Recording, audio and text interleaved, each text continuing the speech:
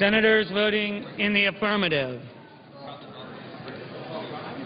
Ayotte, Barrasso, Chambliss, Coates, Corker, Crapo, DeMint, Enzi, Graham, Grassley, Hatch, Heller, Inhofe, Isaacson, Lee, Manchin, Moran, Paul, Risch, Roberts, Rubio, Sessions, Snowe, Vitter. Senators voting in the negative: Akaka, Alexander, Baucus, Begich, Bennett, Blumenthal, Blunt, Bozeman, Boxer, Brown of Massachusetts, Brown of Ohio, Burr, Cardin, Carper, Casey, Coburn, Cochran, Collins, Conrad, Coons, Cornyn, Durbin, Feinstein, Franken, Gillibrand, Hagan, Harkin, Hoeven, Hutchison, Inouye, Johans, Johnson of Wisconsin, Johnson of South Dakota, Kerry, Kirk, Klobuchar, Cole, Kyle, Landrieu, Leahy, Levin, Lieberman, Lugar, McCain, McCaskill, McConnell, Menendez, Merkley, Mikulski, Murkowski, Murray, Nelson of Florida, Portman, Pryor, Reed of Rhode Island, Reed of Nevada, Sanders, Shaheen, Shelby, Stabenow, Tester, Thune, Toomey, Udall of Colorado, Warner, Webb, Wicker, Wyden. Mr. Nelson of Nebraska. Mr. Nelson of Nebraska, aye. Mr. Bingaman. Mr. Bingaman, no. Mr. Rockefeller. Mr. Rockefeller, no.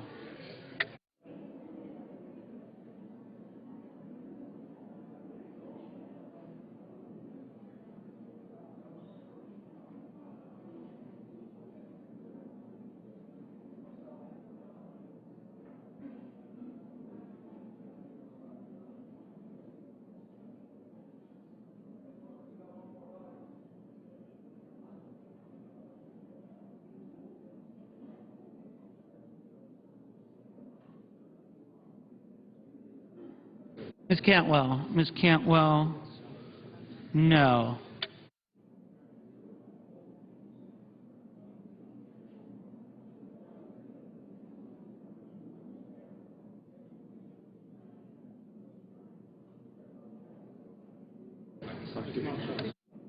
Mr. Schumer. Mr. Schumer, no.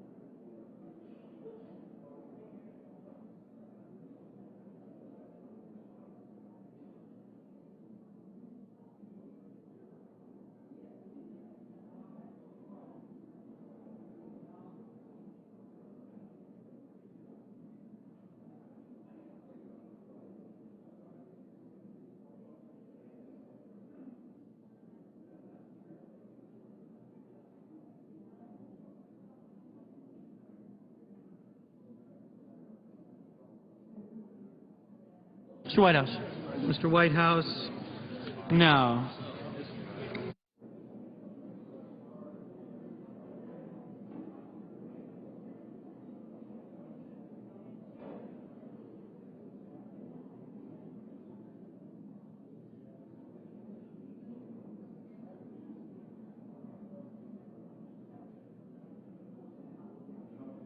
Mr. Lautenberg. Mr. Lautenberg, no.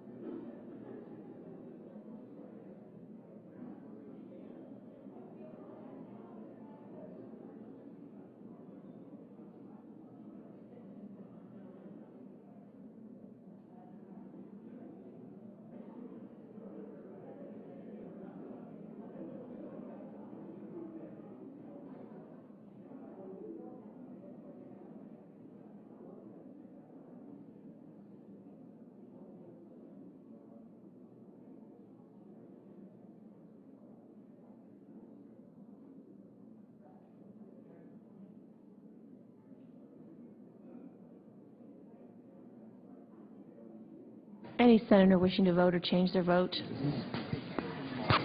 If not, the yeas are 25, the nays are 74. The amendment is not agreed to. Madam Chair, I move for reconsideration and lay that matter on the table. Without objection. I thank the Chair. There are now 2 minutes equally divided for debate on the Toomey amendment. Madam President, Senator from Connecticut. Madam President, I believe there's an agreement on this amendment. I believe there's agreement on this amendment on both sides. The amendment makes sense, and therefore I would yield back all time on both sides. Without objection. Questions on the amendment? All in favor say aye. Aye. All opposed say no. The ayes appear to have it. The ayes have it. The amendment is agreed to.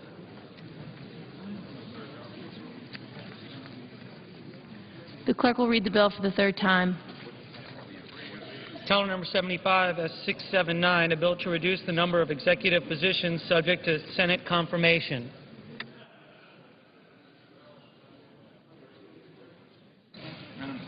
Madam President, this will be final passage, and I would ask for the yeas and nays. Is there a sufficient second? There appears to be. Clerk will call the roll. Mr. Akaka, Mr. Alexander, Ms. Ayotte, Mr. Barrasso, Mr. Baucus, Mr. Begich, Mr. Bennett, Mr. Bingaman,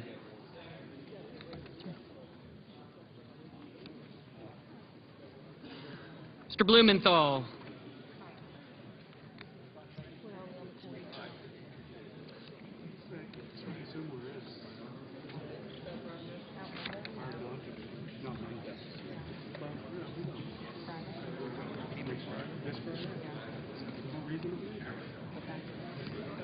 Mr. Blunt,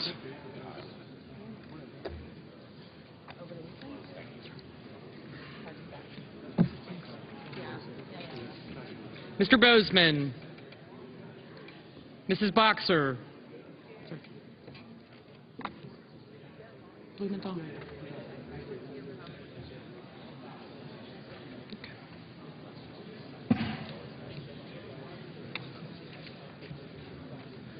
Mr. Brown of Massachusetts, Mr. Brown of Ohio,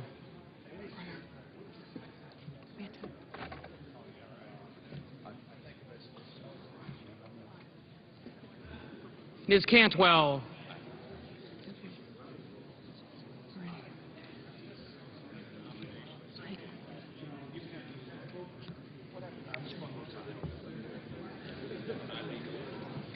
Mr. Cardin, Mr. Carper,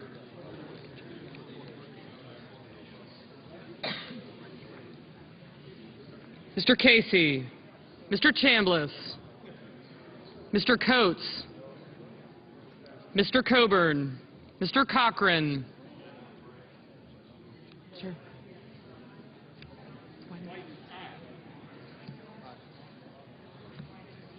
Ms. Collins,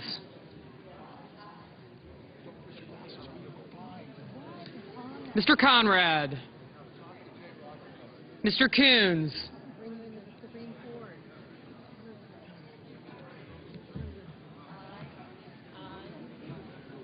Mr. Corker, Mr. Cornyn,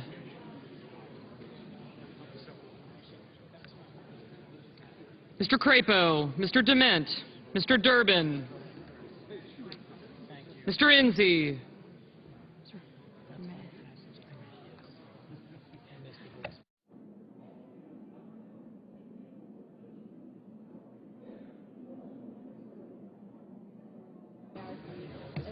Mrs. Feinstein,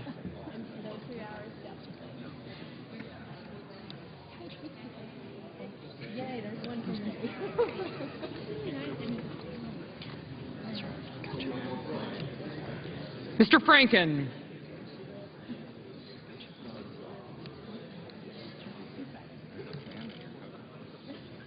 Mrs. Gillibrand, Mr. Graham,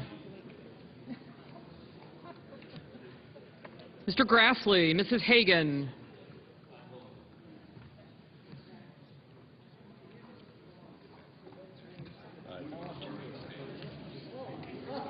Mr. Harkin.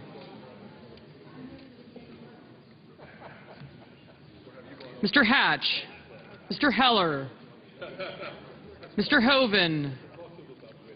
Mrs. Hutchison. Mr. Inhofe. Mr. Inouye. Mr. Isaacson. Mr. Johans. Mr. Johnson of Wisconsin. Mr. Johnson of South Dakota.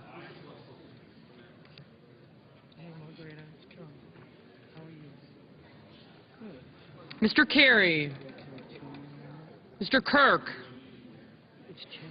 Ms. Klobuchar. But it doesn't, it's moot. It's just a pure strike. Mr. Cole. Which was already stricken by the subsistence. Mr. Kyle. It's moot. I don't want to talk about it. Ms. Landrieu. Nothing to worry about. Why would you go to Mr. Lautenberg. Mr. Leahy. Mr. Lee. Mr. Levin. Mr. Lieberman. Mr. Lugar.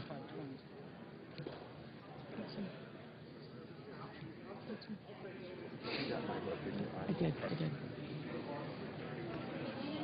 Mr. Manchin. Mr. McCain. 520, okay. Perfect. Yep.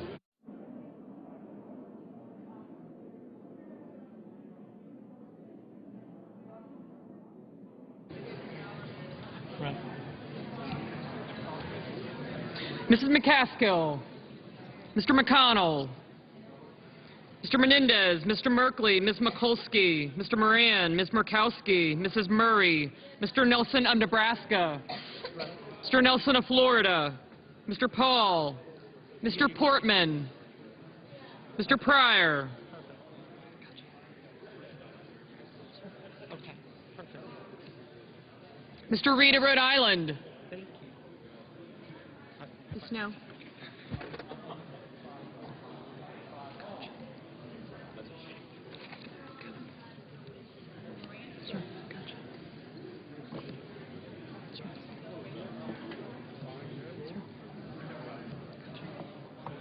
Mr. Reed of Nevada,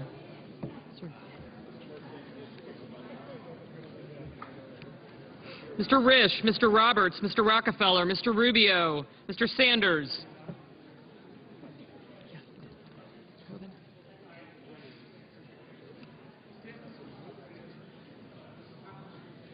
Mr. Sanders, Mr. Schumer,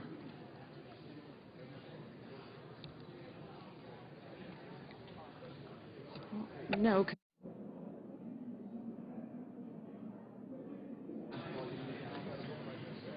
Mr. Sessions,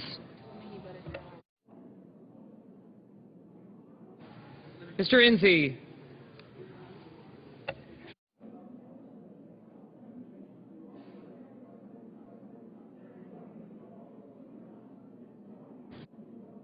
Mr. Burr,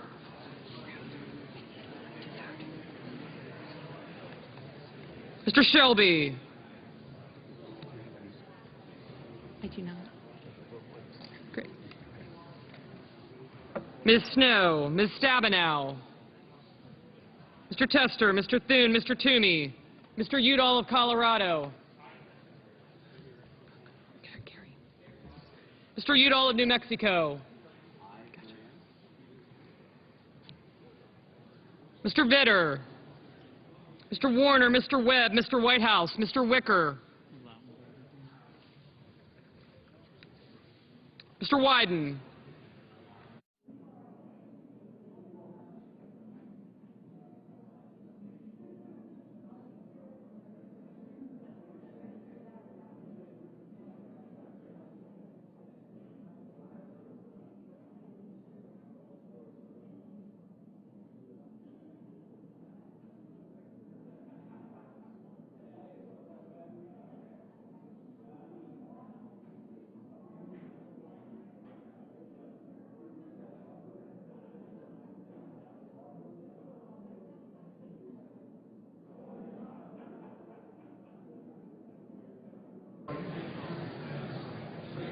Senators voting in the affirmative: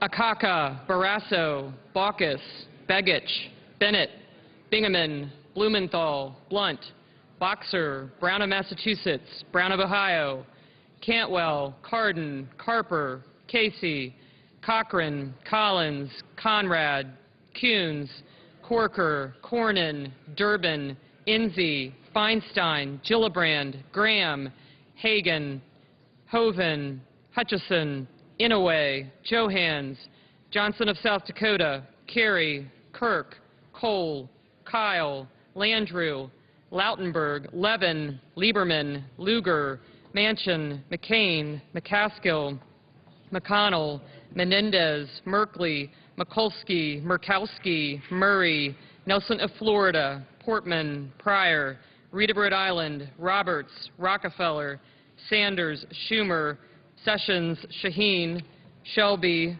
Snow, Tester, Thune, Toomey, Udall of Colorado, Warner, Webb, Whitehouse, and Wyden. Mr. Franken. Mr. Franken, aye. Mr. Wicker, aye. Mr. Nelson of Nebraska, aye. Ms. Klobuchar. Ms. Klobuchar, aye. Mr. Leahy. Mr. Leahy, aye. Ready.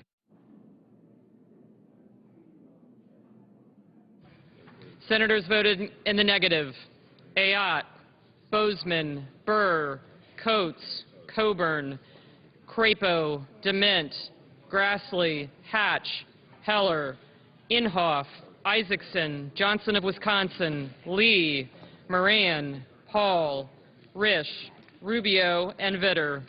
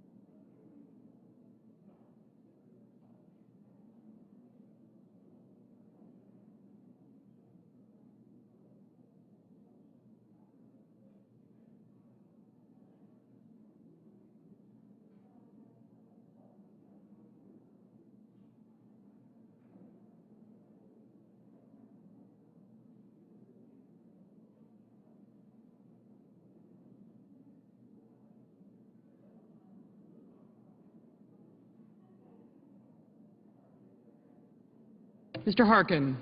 Mr. Harkin, aye.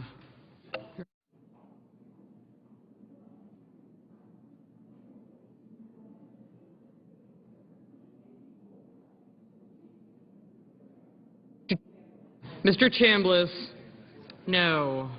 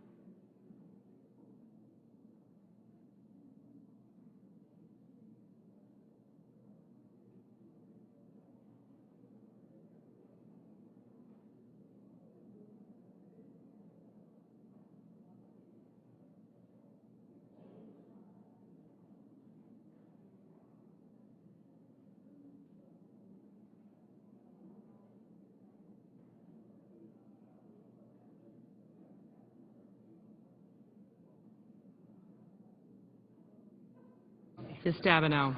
Ms. Stabenow, aye.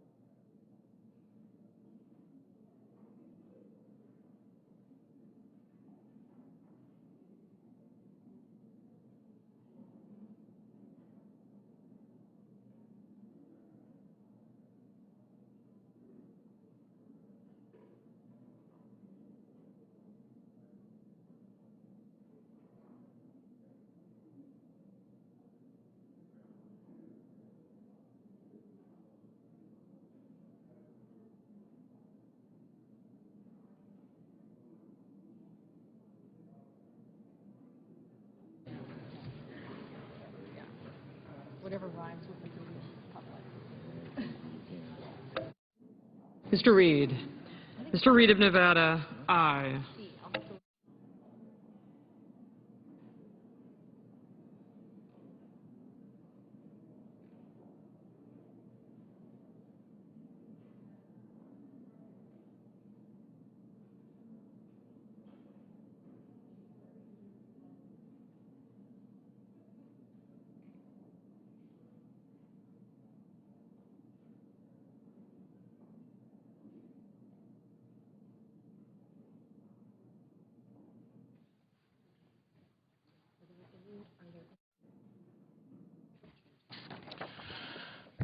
Are there any senators in the chamber who wish to vote or who wish to change his or her vote? Then, on this vote, the yeas are 79, the nays are 20. Under the previous order requiring 60 votes for the passage of this bill, the bill is passed.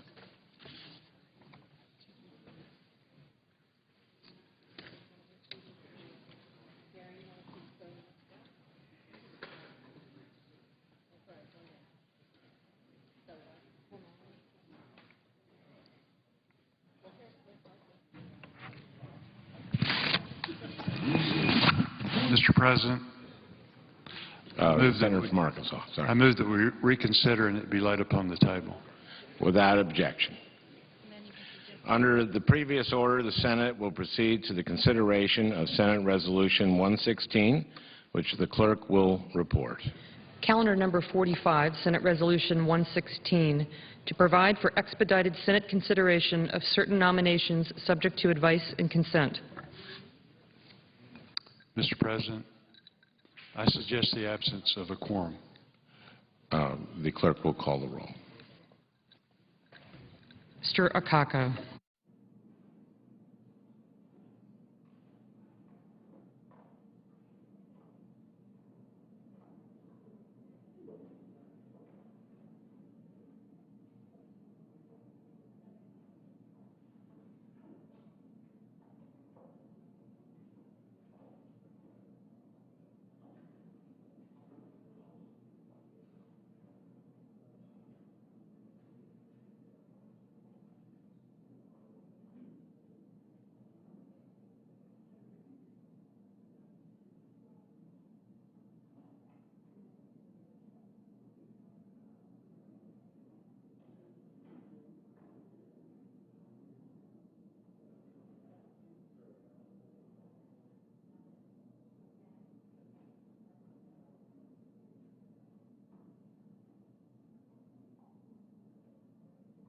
Mr. President.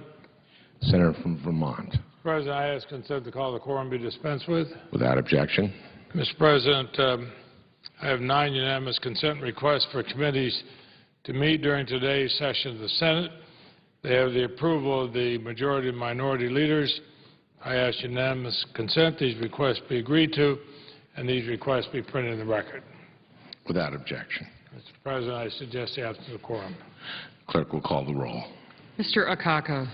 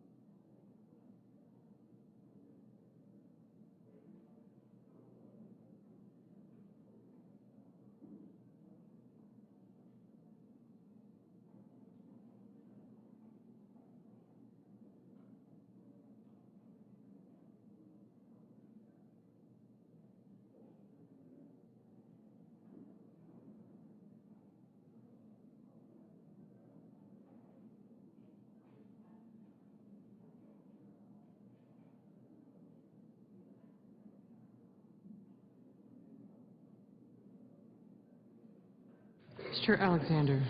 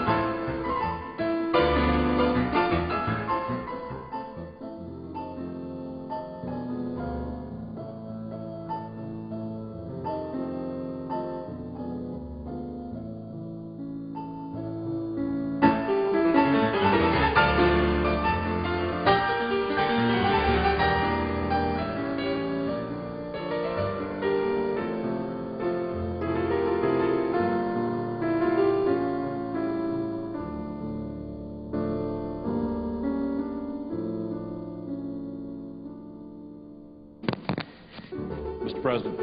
Senator from Georgia. Ask unanimous consent the quorum call be vitiated. Without objection. Mr. President, I rise for a moment, and I'll be joined shortly by my colleague, the senior senator from Georgia, to pay tribute to a great American who passed this earth 40 years ago today. His name was Richard Brevard Russell, Jr. He was one of the handful of United States senators that everybody and every historian rates the finest of the United States Senate. And he was a great Georgian with an interesting past. He was elected to the state legislature in the 1920s and rose to be Speaker of the House of the Representatives in the state of Georgia. He then went on to be governor of the state of Georgia from 1931 to 1932. And during that time, he served as governor at the same time another gentleman was serving as governor of New York, Franklin Delano Roosevelt. And they became good friends, and President Roosevelt even became a constituent of Senator Russell's because with his affliction, the Warm Springs, Georgia Springs, were a place for the then governor, soon-to-be President Roosevelt, would come to heal and get better and thank his good friend Richard Russell for his support. It was that relationship that brought Russell to be one of the first governors in the United States to come out and endorse Franklin Roosevelt for President of the United States. In his career in the United States Senate, Richard Russell served with Franklin Delano Roosevelt. He served with Harry Truman, 8 years side by side with Harry Truman. He served under President Dwight Eisenhower. He served under President John F. Kennedy. He served under Lyndon Johnson. And in fact, in just a minute, I'll explain why he made Lyndon Johnson who he was. And finally passed away under the term of Richard Nixon's first term as President of the United States. But back for a second to Richard Russell and to Lyndon Baines Johnson. Lyndon Baines Johnson became the President of the Senate and later President of the United States. And in his own works, Lyndon Johnson credits Richard Russell with being the strength of his career as a United States Senator. In fact, so great was Senator Russell's control of the United States Senate that, in a quote by Powell Moore, his press secretary, a few years ago, he said when President Kennedy gave advice to newly elected senators, he said the following, and I quote, "If you want to learn how to be an effective senator, you should start by going to see Dick Russell." And that's exactly what Lyndon Johnson did. So good a friend with Lyndon Johnson was Richard Russell that every Sunday night in their careers in the Senate, Lady Bird would have Richard Russell over at the house to cook him dinner and just to thank him for what he'd done the week before for Lyndon Johnson. And as Lyndon Johnson grew in power, he kept beside him Richard Brevard Russell of Georgia. Richard Brevard Russell of Georgia is the greatest senator who ever served from our state, and Senator Chambliss and I would be the first to tell you we're way back in the back of the line when you compare our record to his record. He was a great Georgian. He was a great American. When I was elected to the Senate and asked to pick an office, I said the only requirement I have would be in the Russell Senate office building because I wanted to serve in the same building named after the greatest senator ever to serve from our state. So on this day that marks the 40th anniversary of his passing, I want to leave this Senate floor by reminding America we had a great senator from Georgia whose lasting contribution to our country is indelible in the hearts and minds of our people. Richard Brevard Russell, a great American and a great Georgian, and the one to all of us owe a great deal of thanks and a great deal of credit. And I yield back, my time.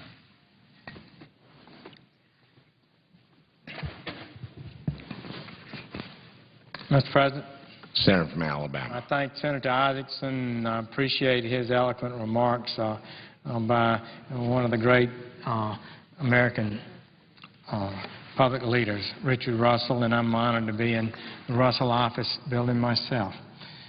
Mr. President, I'm deeply concerned about where we stand now with the budget crisis that we're facing. We have no budget action that's been undertaken in the Senate. We haven't done our bit. The House has passed a budget, a 10-year budget that's historic, it's honest. It'll actually change the debt trajectory of America, but the Senate's not done anything. Secret meetings are occurring. We are not told what's going on in those meetings. The deficit is clearly the largest issue facing our country at this time. I believe, except for matters of war, that it is the biggest issue clearly in the 14 years I've been here. We are on an unsustainable path. It cannot continue. Every expert has told us that, but we remain not focused in any public way on how to solve it. Just meetings and leaks that are occurring. Admiral Mullen, the chairman of Joint Chiefs, said it's the greatest threat to our national security, the debt. So this extraordinary fiscal crisis is facing us, yet this chamber has done nothing about it. We're borrowing 40 cents of every dollar we spend. In 3 months, our gross debt will be larger than our entire economy. Our nation's staggering debt is already costing millions of jobs, because when you have a debt that's equivalent to 90% of your economy, it reduces growth by 1%. We're now at 95%, going to 100% before the year is out. More than 22 million Americans are out of work. A majority of Americans now fear the next generation will be worse off than theirs has been. And in just 5 weeks, we're told we'll reach the firm deadline on our nation's $14.3 trillion debt, which has doubled in the last few years. Then major reductions occur unless action is taken. The Republican House has set forth their plan, but the Democratic Senate has not done so. This year, the Senate hasn't produced a budget, hasn't met to work on a budget, and hasn't passed a budget in 791 days. We haven't had a budget in 791 days. During that time, we have increased the debt of the United States by $3.2 trillion and have spent over $7 trillion. On the floor, we spend week after week on bills that have little or nothing to do with this increasing danger to our economy. We name courthouses and post offices, but we don't deal with the gathering financial storm. And now the Senate is scheduled to take a week off to go into recess to celebrate the 4th of July, Independence Day. We unite as a nation on that day to celebrate our heritage and way of life, a way that has been earned through hard work, responsibility, and sacrifice. Before the Memorial Day recess, I presented to the Majority Leader a letter signed by 46 Republican senators stating that we should not recess on the Memorial Day week, but remain to do the work we need to do on a budget and financial plan. Rather than face a vote on adjournment, the leader opted for a series of pro forma sessions where the Senate gavels in only to gavel out moments later, having once again not done any work. Rather than vote on it, that's what they decided to do. So I renew today my request in that letter. We also owe the American people an honest, open debate on the debt limit, the debt ceiling that we have. This shouldn't be talks behind closed doors by only a few senators, congressmen, maybe the Speaker, Vice President, or now maybe the President. Are they the ones to decide this, or aren't we all elected to do so? And then, should we be faced with a situation in which this small group, having produced what they consider the perfect deal, bring it to the Congress and demand in a period of panic and fear that it must be passed without any significant amendment, or the country would have a crisis? We've seen that before. Is that good business? I don't think so. It remains astonishing that we're so close now to the deadline we've been given without the nation's president, our chief executive, having set forth a proposal on what he thinks we should do and should be included in a debt limit bill. Shouldn't the president tell us that? He presides over the executive branch. All the cabinet people work for him. He's got a 500-person Office of Management and Budget. We have a little staff on the Budget Committee where I'm ranking member. Shouldn't he be providing some leadership like Governor Christie or Governor Cuomo, Governor Brown, Governor Bentley in Alabama? Didn't we expect that? The only concrete fiscal plan we have from the President is his February budget, which proved to be the emptiest promise of all, the most disappointing document. We were told by the President that his plan would not add more to the debt. In reality, it would grow the debt, if passed, by $13 trillion, doubling the entire debt of the United States again in the next 10 years. It would spend more than current projections are for spending. It would tax more and run up the debt more than current expected expenditures. It's an irresponsible budget. So it's this kind of rhetoric that makes those of us in the Senate who are working on these issues, makes us concerned. We need to see what the proposal is, have time to evaluate it. So I'm calling on the President and the Vice President to make public the proposal they discussed during these secret meetings, including the tax hikes they proposed. If they believe in these tax hikes, let's let the American people see them. Let's count up what it really means, and let's evaluate them. Maybe there'll be enough votes to pass that. I don't know. I doubt it. Let the Congressional Budget Office provide an estimate of what the spending alterations will be and the tax alterations. Let the Budget Committee meet to address the impact of these proposals. It's time to remove the blindfold. Since the election in November, with Congress divided between a Democrat Senate and a Republican House, we've seen an increasing reliance on closed-door meetings to resolve our greatest public challenges. In so doing, Congress has once again, I think, ignored the public will. Ultimately, our challenges can only be solved through the democratic process. Let's hold votes, dozens if necessary. Let's hold hearings. Let's have an open debate. Democracy may be messy, it may be contentious, but it's the best system we have and the only system that works. The House Republican budget cuts $6 trillion in federal spending over the next 10 years. $6 trillion. Let's hold votes to see whether the Democratic Senate is willing to reduce spending that much. If not $6 trillion, then what about 5 or 4? The simple reality is that the American people expect us to reduce spending like their cities, counties, and states are doing this very minute. They don't expect us to raise taxes, to bail out Washington for reckless spending by raising taxes on the American people. The evidence shows again and again that spending cuts, not tax hikes. Economic studies show the spending cuts will result in greater growth and more successful debt reduction. To make America competitive in the 21st century, we need a smaller, leaner, efficient government, not a heavy, more burdensome tax code. So let's have the debate.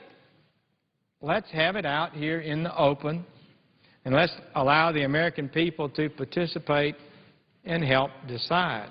But until we work on a budget, until we work on the debt limit, until we work on the people's business, we don't have a right to go home and adjourn with a looming deadline, supposedly August 2nd, in which decisions have to be made.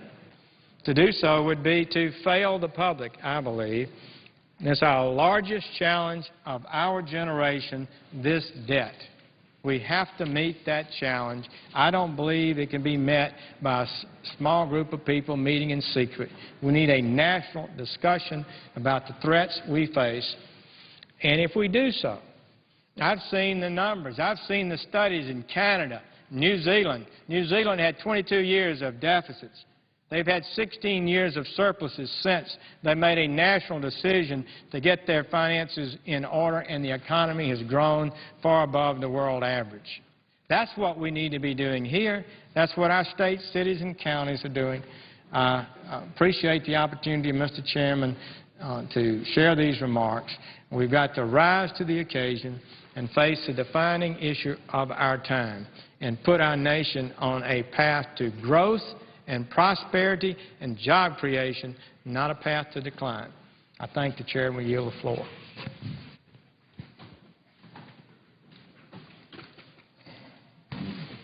President. Senator from Georgia.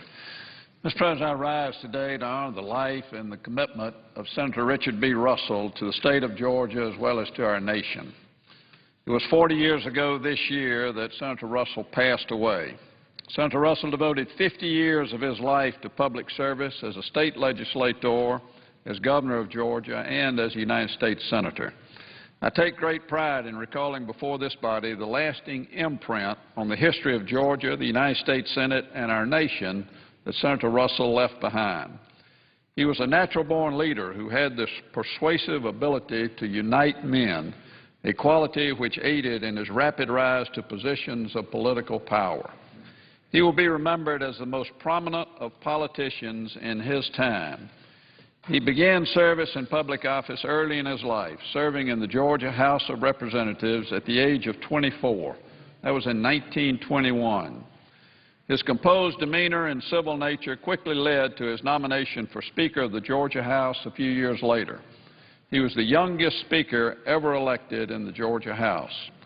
Under Russell's guidance, the state of Georgia saw dramatic improvements in the organization of state government. He went on to win the largest majority in the state's history for the election of governor in 1931. It was in the midst of our nation's most devastating economic downturn. And then he was only 33 years of age. Despite all this, he succeeded in guiding Georgia out of the Great Depression. Through his tremendous efforts to promote economic development, he was ultimately able to create a balanced budget for our state. His time in office is recognized as being one of the most significant eras in Georgia history, creating economic relief for the state after only 18 months in office. The powerful economic impact left behind by Senator Russell is still felt in Georgia today through many of the federal facilities he brought to our state, as well as through the piece of legislation closest to Senator Russell's heart and to my own, the school lunch program. He was then sent to Washington by Georgians to serve in the United States Senate in 1933, making him the youngest member ever to serve in the Senate at that point in time. Senator Russell came to be one of this body's most respected members ever. He was looked upon by his colleagues for his leadership, integrity, equality, and intellect. His colleague from Mississippi, Senator John Stennis, was once approached by a tourist who told him he would like to see the Senate and asked him how to go about it. At that moment, Stennis spotted Senator Russell walking down the other end of the hall. Stennis told the tourist that he could go to the Capitol and see the Senate chamber, but if he really wanted to see the Senate, he should take a look at the man walking down the hall because he represents the living embodiment of the United States Senate. During his time in office, his powerful position as chairman of the Senate Armed Services Committee aptly rendered him the label of Mr. Defense, a role for which he continues to be remembered. He was known as one of the nation's leading experts on military and defense policy, acting as advisor to 6 presidents, valued for his knowledge and judgment. He was called a great patriot who never failed to facilitate the United States when its security was an issue by then-President Richard Nixon. In a dedication speech given on this very floor 15 years ago, my good friend Senator Sam Nunn recalls Senator Russell's strong belief in independence and co-equal role of the Congress of the United States, and his insistence that he had not served under 6 presidents, but rather Senator Russell served with 6 presidents, and there is a real difference.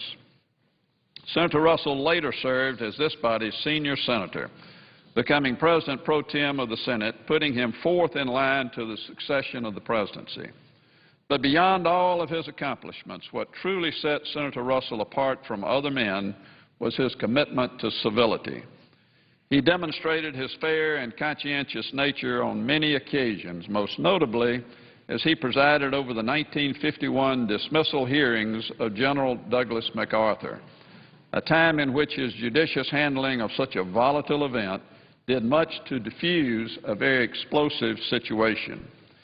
He effectively navigated the bipartisan barriers of the Senate through his unrelenting civility and trustworthiness and, of course, his humor. Once when he was in need of a tailor, he asked his good friend, then President Johnson, for a recommendation. Johnson gave him one, so Russell sent his suits over to the tailor recommended by President Johnson.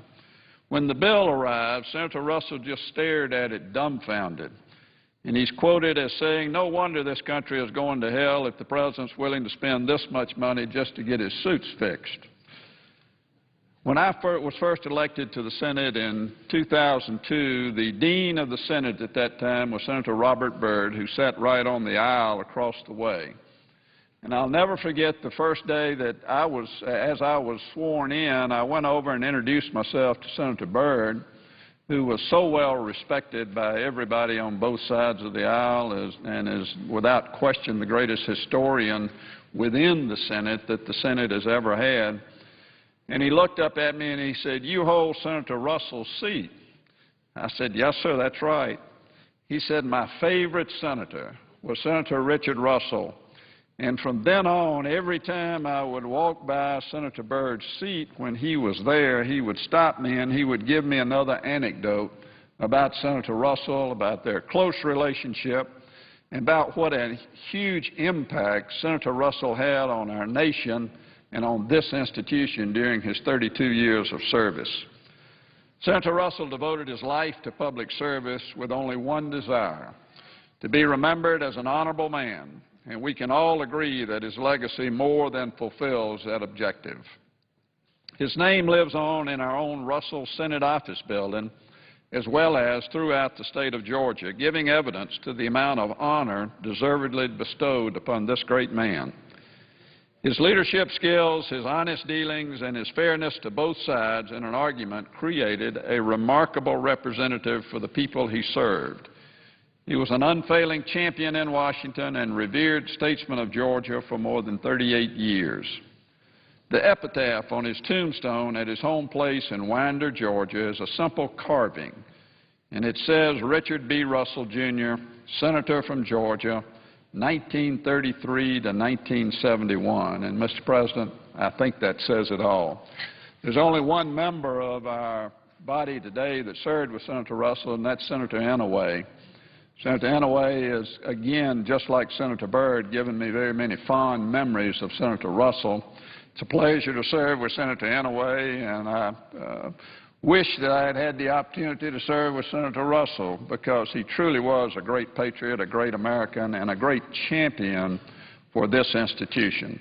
I believe all of us here today can learn from the life of one of the greatest senators in this body's 200-year history. With that, Mr. President, I would yield the floor, and I would suggest the absence of a quorum. Clerk will call the roll. Mr. Akaka.